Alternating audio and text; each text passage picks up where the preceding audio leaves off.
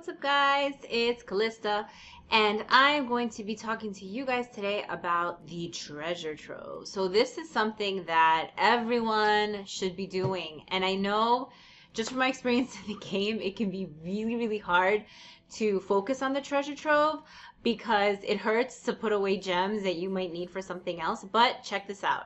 As your Treasure Trove is increasing, you're able to deposit more gems. And those gems, from an interest rate perspective, you get a ton more interest, right? And this is kind of like just your BAU interest rate, right? So check it out. For a level 9 treasure trove that's totally maxed, you would get a 20% interest rate, and you would be able to deposit 20,000 gems. So think about this, guys, like your bank, okay? I know it's hard, and this took me a while to get into because I'd be like, well, I need the gems right now. I don't need them in 30 days. It just feels like so far away from now. There's also an additional way, guys, that I want to mention. In the Army Leadership Tree, there is a max deposit research, and you can max that research out, and it gives you the opportunity to deposit 10,000 more gems. So some of you are like, why would I want to deposit 10,000 more gems? I'm going to tell you why. I'm going to show you why in a second.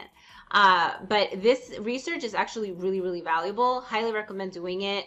It's further down in the Army Leadership Tree, but not too far down, so it's still doable. Now you can see the Treasure Trove gives you three options in terms of how long you can deposit these gems for: 7 days, 14 days, and 30 days.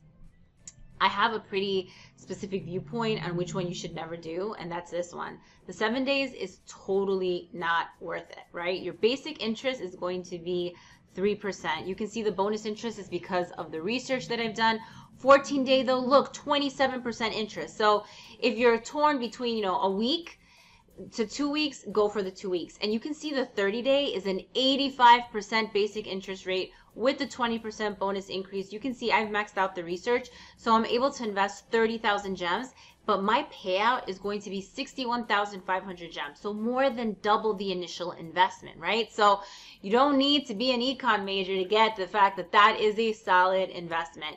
It does put you out of commission with those 30,000 gems for a month, but it's not the end of the world. You are going to get them back twofold. And once you do it the first time, it's not as painful, right? Because what you're going to be doing is basically reinvesting those gems. So let's say it's the end of the month and I get my 61,500 gems. I'm able to take 30,000, put them back in the treasure trove, and now I am net above, like in the green, 31,500 gems. So super helpful. Now, in order to be able to improve your treasure trove and move it up, you're going to need crystal pickaxes. It is one of those buildings that does require, a little bit something different, similar to, war tomes for the battle hall and crystal pickaxes and steel cuffs and that kind of stuff.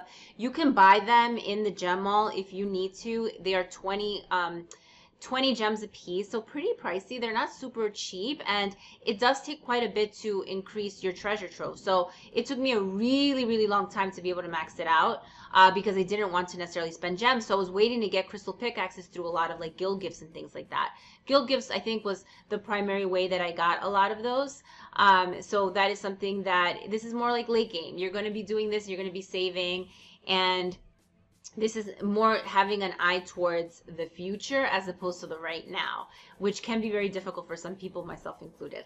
Hope this was helpful. Let me know if there are any additional buildings that you would want a deep dive on. Let me know if you have any comments, suggestions below. And as usual, thank you so much for watching.